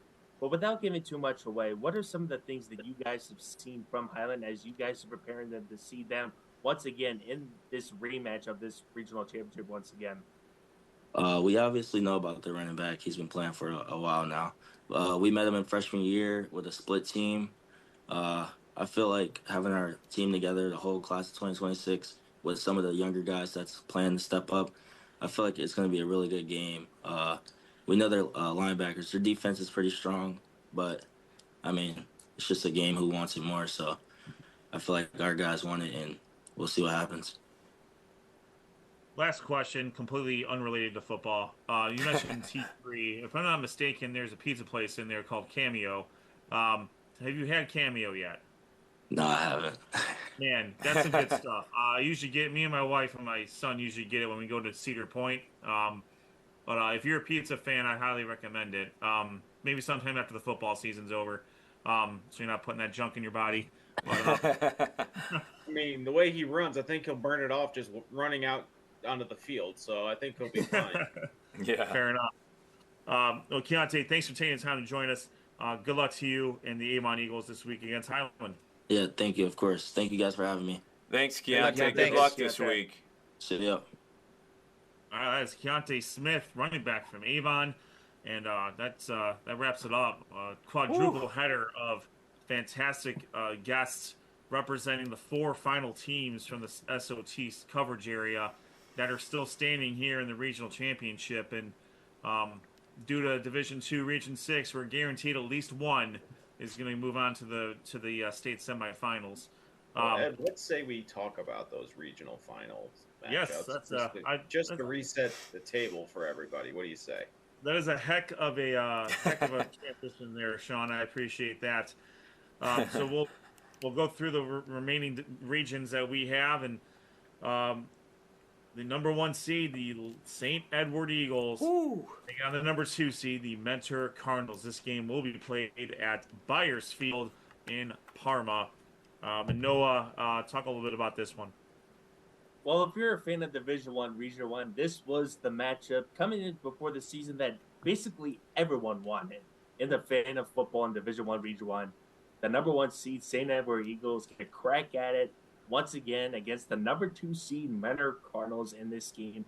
This is always a classic battle between these two teams. This is the 12th playoff meeting, and this is the 6th meeting versus St. Ed's in the regional finals. That is unprecedented of how these two coaches collaborated, with how these two programs have collided with just great players and great coaches throughout so many years between these two great teams. But going back to what Justen said, they have to forget about last year because it was a monsoon game when Josh, like you mentioned, he went to that game at Bedford in which they lost 13-7. They got to forget about that game because right now they're just focused on doing what they can do at their hands because they're going to go up against a very good St. Edward's team that is looking to get to the Mentor Cardinals. Have at it once again. And it's going to be very interesting to see how Jackson Farley, if he's going to return in this game. And we'll see if, Donovan Burns, he had a great game against Cam McKinley. Can he continue to step up in this game against Cam McKinley? And he's going to need it. Him and Justin Hodge and Carson Wook and that defense, if they want to have a chance at beating St. Ed's, to forget about last year and focus on this game if they want to have a chance at this regional championship this time. Yeah, I think you hit all the right notes there, Noah. Again, the weather, I think it's going to be slightly better than it was last year. So we might see that we'll probably more than likely see both teams in their natural element, without weather inhibiting what they're known to do. So great breakdown there, Noah, and good luck to both teams. But quite honestly, I think we're rooting for the Mentor Cardinals strictly from an SOT perspective. So good luck, and go Cardinals in that respect. All right, Division II, Region 5, even though we don't have anyone left on there. I don't know if Sean did a graphic for that. Oh, I did it. Look at him stepping up. There we go. And we have the number 1 seed, the Akron Archbishop Hoban Knights, versus the number 2 seed, the Walsh Jesuit Warriors. They did not see each other during the regular season this particular season, but that just sets up this to be an absolute battle. So Josh, having just seen Hoban last week, having covered the Hoban Hudson game, just from that perspective, what are your thoughts about this one? Yeah, Hoban's got a really tough defense, but they are led by a very, very, very, very tough running game. They have 3 to 4 guys on the team that can each beat the other team and run for 100 yards each. So they're a very physical team. Brayton Feaster, he's one of the running backs, but he's also one of the stud defensive players on the team. He's going to have a lot to say about what's happening in this game. Walsh, though, having a great year. A lot of people thought they might have been the best team in this region, but they are number 2 seed. That's nothing to joke about, but they're going up against a really tough team in Hoban. And we've seen Walsh, demolish Nordonia, who is a really good football team. All right, we saw Hoban demolish Hudson, also a really good football team. Yeah, that Hudson had that really good defense. Their defense was playing lights out, and then the running game for Hoban. I think they had close to 300 yards on the ground as a team last Friday. So tough matchup. Absolutely. So this is going to be a fantastic game. This game will be played at Bedford in Bearcat Stadium in Bedford, Ohio. And the winner of this game will more than likely take on the winner of our next game, the reigning, defending Division II state champion, the number 2 seed Avon Eagles versus the Suburban League American champions for the last time, the Highland Hornets. Let's start with Sean, with Highland being the number 1 seed. What do they need to do to beat Avon? Well, that's a loaded question, Ned, because they've had 2 opportunities to do it over the last 3 years, or the last 2 straight years, and they haven't been able to figure it out. I look for Highland to come out and take advantage early. And what I noticed last week when I was covering that game against North Ridgeville was they won the toss and they took the ball, which is not something most coaches do. Most coaches like to defer to the second half or, to let their defense kind of settle in and do that. And maybe he does that. But I think if given the opportunity, I think Highland is going to put the pedal to the metal here offensively. They are going to try to do what they do, which is efficient running the ball with Casey Meiser, throwing the ball to our guest Jacob Gerding, to Nick Dubkowski, and using Grady Gibbs' ability to run the ball. They are going to go for the throat. And I think they have to have that mentality. They cannot rest on even a 2-touchdown lead. They want to get this thing. They want to get this thing to what it's been all season, which is a running clock in the second half. If you ask Coach Gibbons, he would be happier than a clam to come into the second half with an opportunity for a running clock against a team like Avon. Is that going to happen? No, because Avon is a different animal than anything they faced all year. So I look for Highland to be offensively, take advantage, and be very aggressive. I look for that same mentality defensively. What I saw last week was they understood the assignment against Cole Miller, and they understood that they needed to stop him. If you stop him, you stop the Rangers. Trick is that Avon has not 1, not 2. They got a great quarterback in Blake Elder. They got a great running back who's now healthy and more confident and doesn't have the tread on him look, he was injured. I get that. But like we talk about it all the time, you want to have some fresh legs coming into this part of the season, and they do with Quiante Smith. So it's going to be incumbent upon this defense to continue playing at historic levels that they've been playing all year. They have to take that personally. Gaining for Avon to get a touchdown on them, that needs to be something that they take personally. That's what I look for from Highland. I think they are a team on a mission this year. I think since week 1, it's been, we don't care. We want to get to this point in the season and rectify 2 years of losing to this Avon Eagles team. Well, Sean, I think it's interesting that you mentioned about the coin toss, because Avon did that against Olmsted Falls.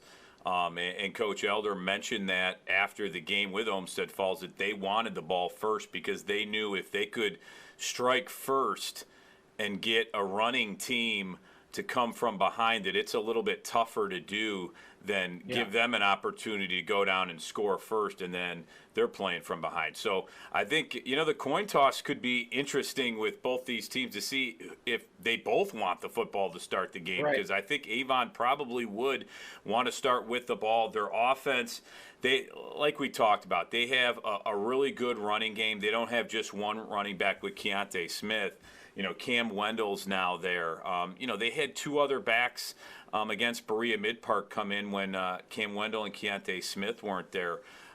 Blake Elder, he is a pocket passer, but as I saw him in the Olmsted Falls game, he picks and chooses times when he can get out of the pocket and run. So if he sees a lot of grass in front of him, he's not afraid to put the ball down and run. He is smart with the ball, as he'll run out of bounds or slide and get down so he doesn't take an unnecessary hit. But he also has Grant Barr, who's been a huge weapon for him on the outside with wide receivers. Finn Jordanic has had a great year there. He can come out of the backfield. There's a lot of motion with him. So they have a lot of weapons, and like we said, their depth is absolutely key to keep guys fresh, especially their O-line, who like to create holes for the running game, but a lot of misdirection sometimes with the running backs. And this offense is impressive, but you got to give credit to the Avon defense. They really have held teams.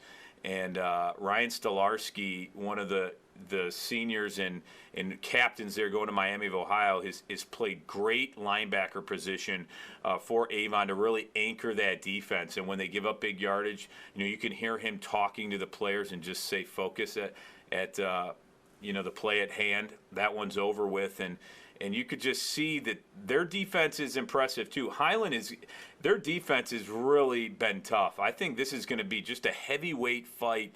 Whoever has the most, you got to not turn over the ball versus these teams, because either one of them is going to take advantage of it. But, it's tough to say. They're both playing at such a high level. I think this is what everybody wanted.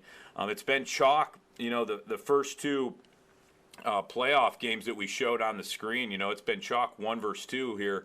I believe Avon actually is the 3 seed. We're a 3 seed. I messed that up on the screen. That's okay. But if they wouldn't, they went to Florida and had that one loss that,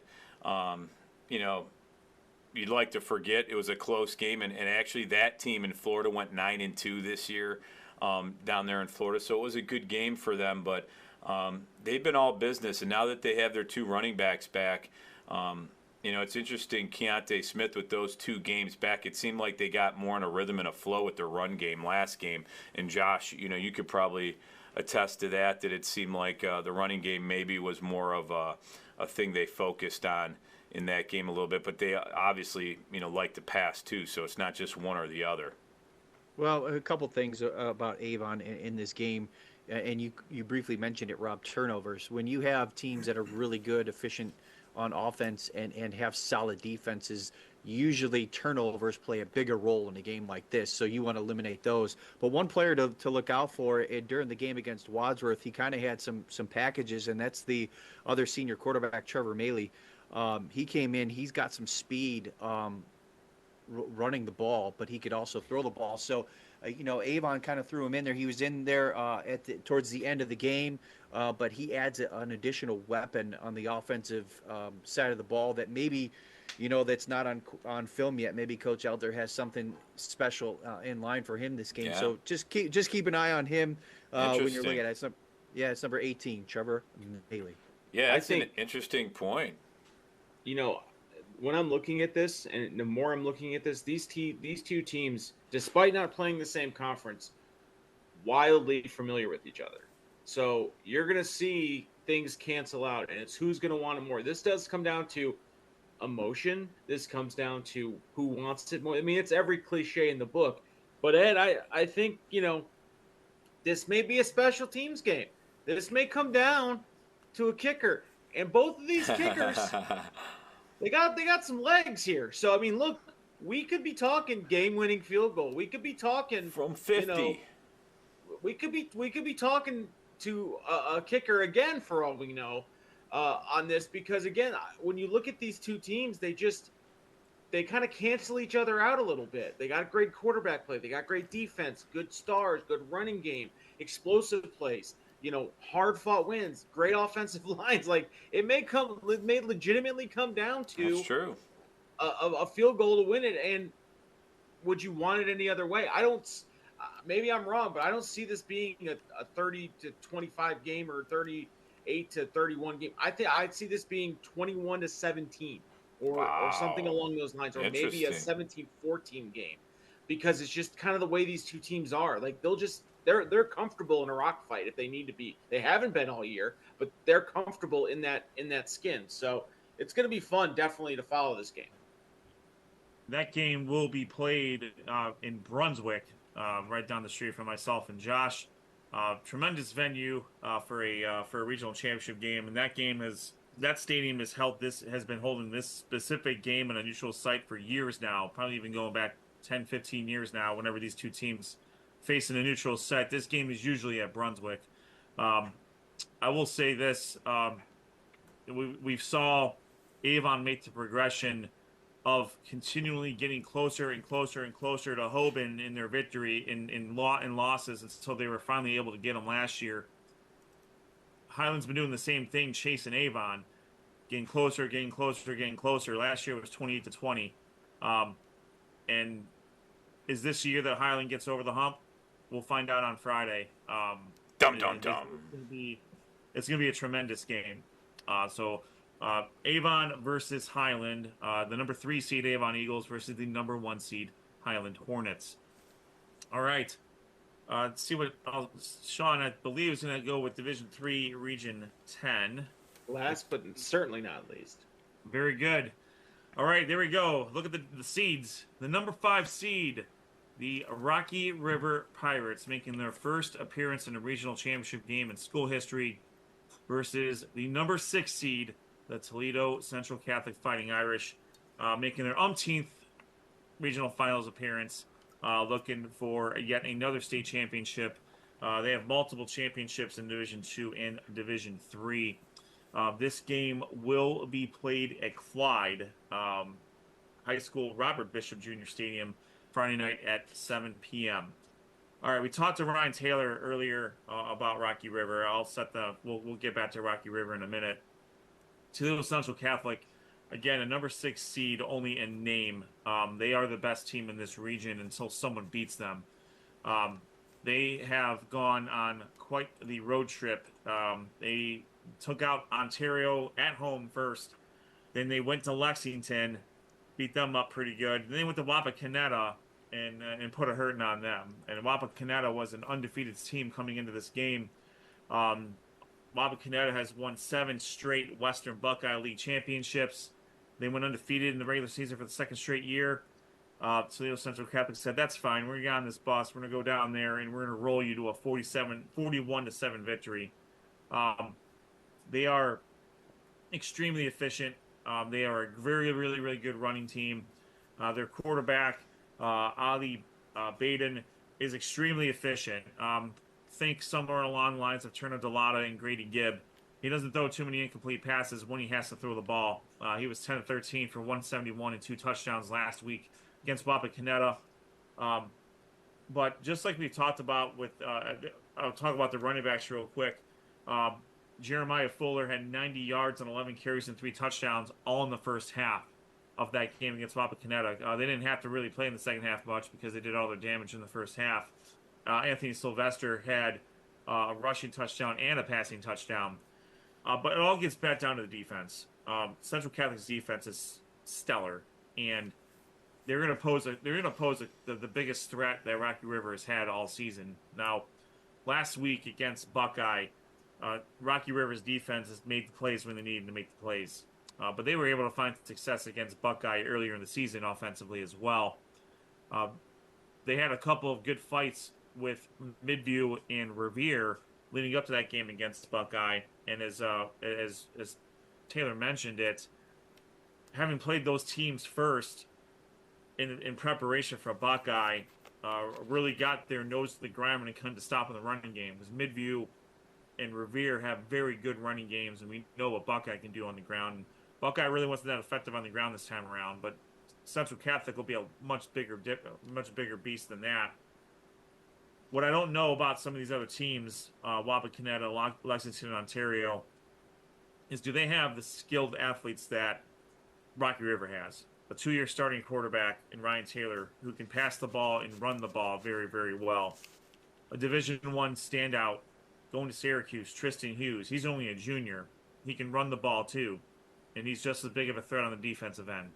Danny Berg, Rowan Kennedy. These guys are underclassmen, and they're making them some real big names for themselves, and they're both gonna return with Tristan next year as Ryan moves on, hopefully to a deserving college.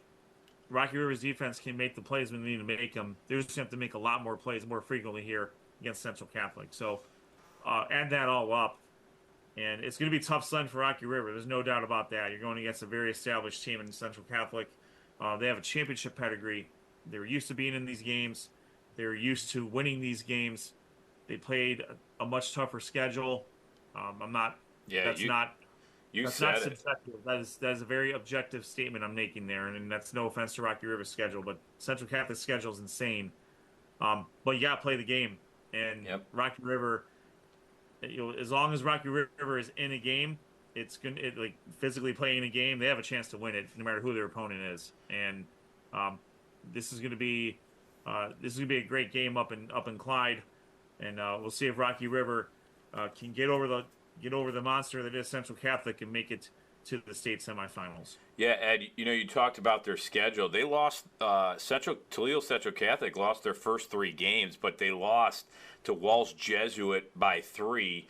They lost to both Michigan teams who went 12-0 this season, and one was 28-27.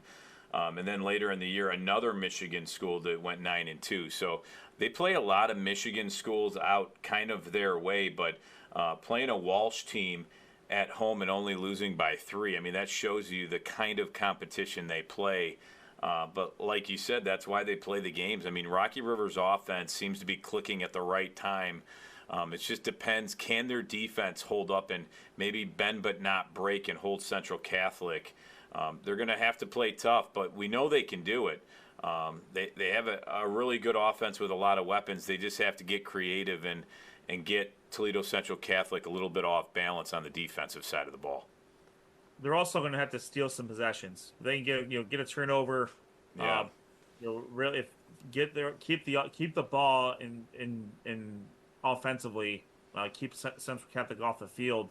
Long drives, sustained drives, and get a turnover or two without giving the ball back to them will be the recipe for success for the Pirates this week.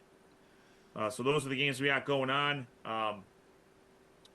Before we get to where we're going, this will be the final update we have for our friends Patriots. Unfortunately, the Pioneers fall to Woodbridge 41-21 in their first playoff game. So our friend, Jack Fowler is a senior. He's going to move on to bigger and better things. So I want to give Patriot a shout out. I've been talking about them for the last few years. Now he does have a younger brother who was dressing with him as a freshman. So some really cool for my friend Mike and his wife Colleen being able to see both their boys on the field dressed together for playoff games. As Jack moves on, Dan is a freshman. He'll be sophomore next year, and we'll see where Patriot goes from there. And maybe in another year or two, we'll bring them back up, depending on how that goes. So nice. One last final shout out to Patriot. Congratulations on a district championship. Fowler was all-district, first team all-district as well, which for Ohio would be first team all-conference. Nice. Is All he right. playing in college anywhere? Or he's figuring it out still? He's still figuring it out. Yeah. I know he's looking at some D2, D3 schools in Ohio. Nice. Mike and Colleen are both from our area. Obviously, Mike's from Brunswick. Colleen, I believe, from Medina. So if they can get back to Ohio, that'd be I think that'd be great. But we'll see where it goes, and Cool. Hopefully, whatever school gets them, we'll be better off for it. All right, so let's talk about where we are going. We have limited amount of games, so it's just a matter of who is going where. I think Josh tipped his hand a little bit earlier, but he can talk about it now. No, I didn't tip my hand. I just flat out told you. For the second year in a row, I'll be heading to see the Division I, Region I Regional Championship, St. Ed's and Menor. Looking forward to that one. The weather for Friday, there are some morning showers, but the temperature is going to be a high of 50, so much better than last year. So it should be a really good game.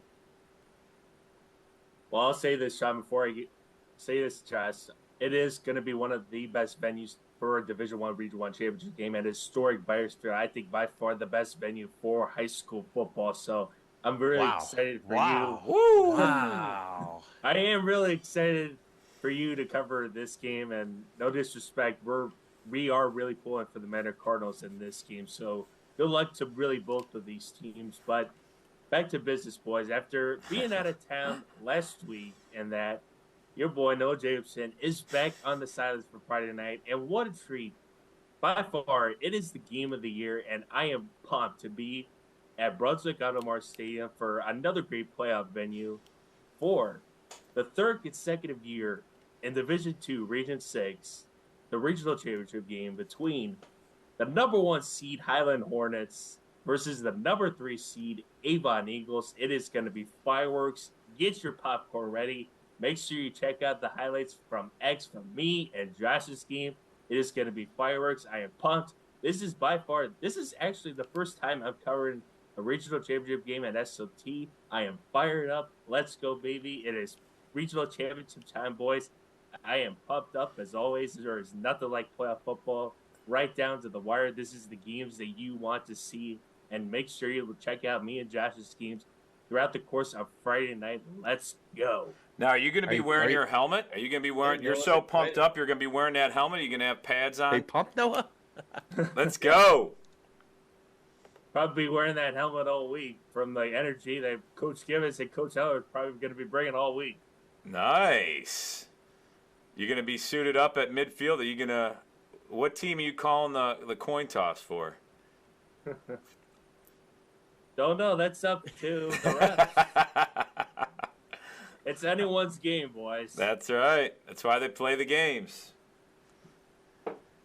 All right, I think that's going to do it for us here.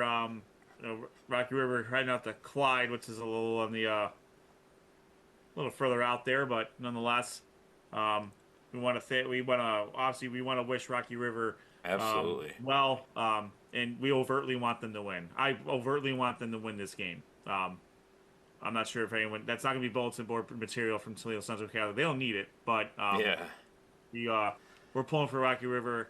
Coach Wells, Tristan Hughes, Ryan Taylor, and all the Pirates for this one. All right, that is going to do it tonight. Playoffs. We've been working a little bit overtime here, but hopefully everyone's enjoyed the additional coverage, the more in-depth coverage, because we have less teams to talk about now. We can go a little bit further into the players, and we can get more players on. So we want to thank the athletic directors and the head coaches from each of the teams that has been able to assist us in granting permission to have their student athletes on to talk about themselves, their teammates, and their programs. We want to thank Justen Hodge from Mentor, Ryan Taylor from Rocky River, Lucas Gerding from Highland, and Quiante Smith from Avon for joining us tonight, and all the other student athletes up to this point who have joined us throughout the playoffs in anticipation for during their playoff run. So that's going to do it for Ed Dick, for myself. Brad Dick. I'm Brad Dick. I'm Ed Dick. By the way, came back from assignment. He's so good at doing assignments. He got it done. Dude, he's the man. Efficient. Yeah, it was efficient. Very efficient. Look at this tonight. guy. This guy does it all, man. Hey, real quick before we sign off, for all you hockey fans, December 3rd, Hockey Night Northeast Ohio returns. We're coming. We'll be live in Elyria. We're coming. Don't you worry. It's starting to become one of our other homes away from home, in addition to Brooklyn and Rocky River and Mentor. I think that's Elyria starting to get up there as far as appearances.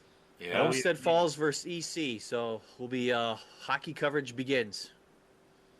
There you go. Live. That's live. That's a full live stream, play-by-play with the Golden Voice himself. We got it all. So you want to you start getting your high school hockey fixed early this season.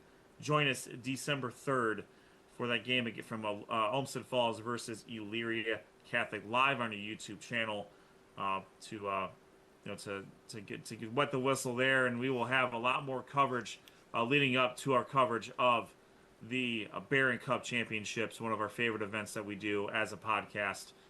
Which will be later in February, but we'll have a lot of good coverage of the Greater Cleveland High School Hockey League leading up to that. All right, for the boys, my name is Ed Dick.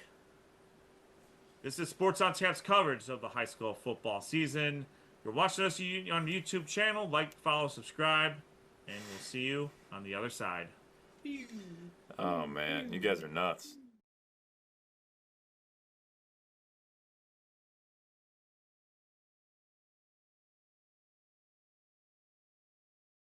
Sports on Tap's high school football coverage is on every Monday night at 7:30 p.m. Watch live on YouTube and make sure to subscribe.